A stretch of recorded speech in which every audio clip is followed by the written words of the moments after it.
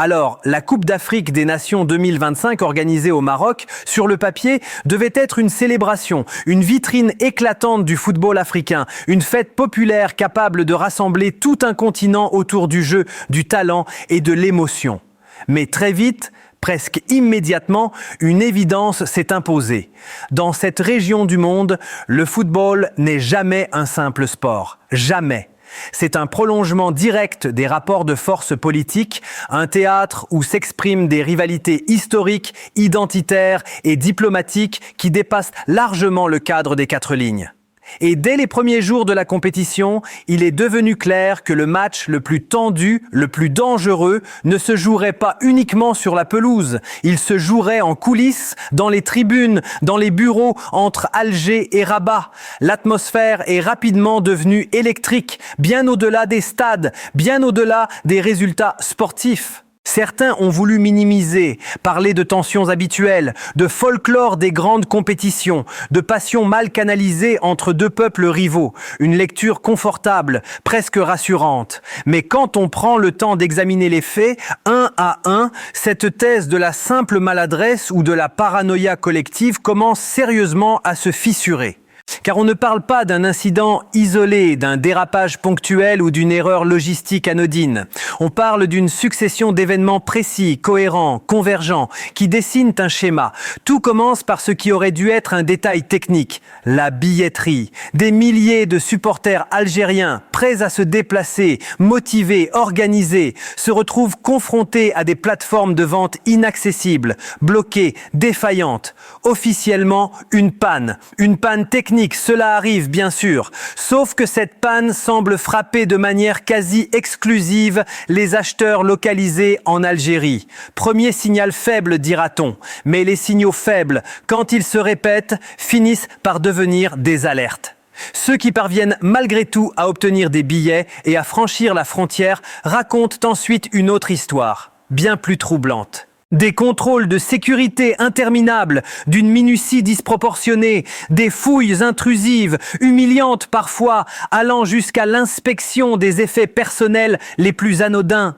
Et là où le soupçon se transforme en conviction, c'est lorsque ces scènes sont filmées, cadrées, diffusées par des médias locaux, avec un accent particulier mis sur les visages, sur les drapeaux algériens, sur l'idée implicite d'une menace potentielle. On ne montre plus des supporters, on construit un récit. Celui du supporter algérien suspect, problématique, dangereux. La sécurité devient un prétexte, l'image un objectif. Ce traitement différencié ne concerne ni les supporters tunisiens, ni les Sénégalais, ni les Ivoiriens. Uniquement les Algériens. À partir de là, on ne parle plus d'accident, mais de ciblage. Une tentative claire de démoralisation, de perturbation psychologique d'un public réputé pour son impact, son volume, sa capacité à transformer n'importe quel stade en quasi-terrain neutre favorable à son équipe. Mais cette guerre psychologique de basse intensité, menée dans les gradins et aux abords des stades, n'est qu'un prélude, une diversion presque. Car si l'objectif est réellement de neutraliser un adversaire sportif majeur, ce n'est pas dans les tribunes que cela se joue. La véritable bataille se joue ailleurs, dans un lieu beaucoup plus discret, beaucoup plus stratégique. Là où se décident les désignations arbitrales, dans les couloirs de la Confédération africaine de football. Et c'est ici qu'apparaît un nom clé, central, explosif. Mohamed Marouf, arbitre égyptien initialement désigné pour diriger le match crucial entre l'Algérie et la République démocratique du Congo en 8e de finale. Pour le grand public, ce nom ne signifie rien. Pour les initiés du football africain, pour ceux qui connaissent ses dynamiques internes, ses réseaux d'influence, cette désignation sonne comme une alarme. Un arbitre égyptien pour un match de l'Algérie ? À première vue, rien d'anormal. Deux grandes nations du continent, des relations historiques, une apparente neutralité géographique. Justement, toute la subtilité est là. La manœuvre est brillante parce qu'elle donne l'illusion de l'équilibre. Mais le profil de Mohamed Marouf, lui, est tout sauf neutre. La contestation ne vient d'ailleurs pas d'Algérie. Elle vient d'Égypte même, et c'est là que le dossier prend une dimension presque irréfutable.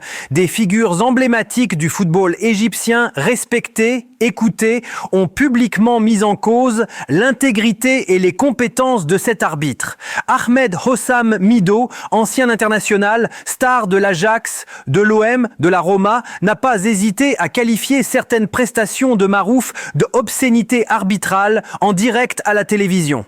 Il cite des matchs précis, évoque des manipulations assumées, des décisions orientées, franchissant une ligne rouge, celle de l'accusation de corruption.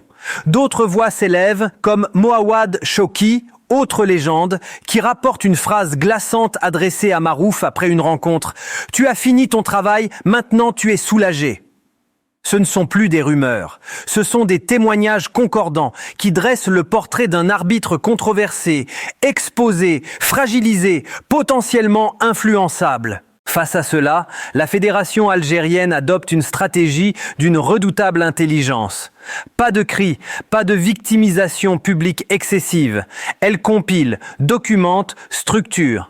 Elle transforme ses déclarations égyptiennes en un dossier juridique et diplomatique. L'argument est simple, implacable, peu importe que ces accusations soient vraies ou non. Le simple fait qu'un arbitre soit publiquement soupçonné de corruption par des icônes de son propre pays le disqualifie pour diriger un match à enjeu aussi élevé. Le maintenir serait une prise de risque consciente, presque provocatrice. La CAF se retrouve acculée. Maintenir Marouf, c'est accepter le risque d'un scandale continental. Le remplacer, c'est reconnaître implicitement une erreur. Elle choisit la seconde option.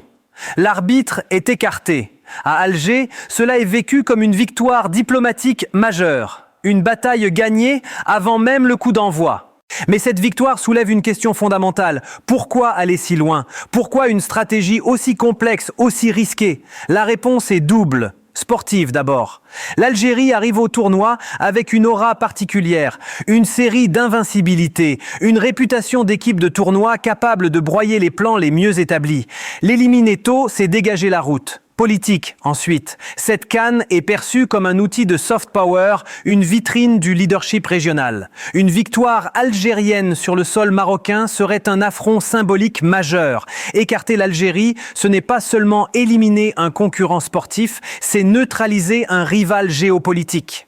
Le complot, s'il a existé, a été déjoué. Mais cette victoire institutionnelle est un cadeau à double tranchant. Elle place une pression immense sur les épaules des joueurs algériens, désormais porteurs d'un symbole qui les dépasse. Ils ne jouent plus seulement pour un résultat, mais pour justifier une démonstration de souveraineté. Le droit à l'erreur disparaît. La moindre décision arbitrale, le moindre contact sera désormais interprété à travers ce prisme géopolitique. Et c'est là que se situe le véritable danger pour le reste du tournoi. Les masques sont tombés, les stratégies sont exposées. La question n'est plus seulement de savoir qui remportera la Coupe d'Afrique des Nations, mais si le football africain peut encore survivre à cette partie d'échecs diplomatiques où chaque coup de sifflet devient un acte politique et chaque match un champ de bataille symbolique.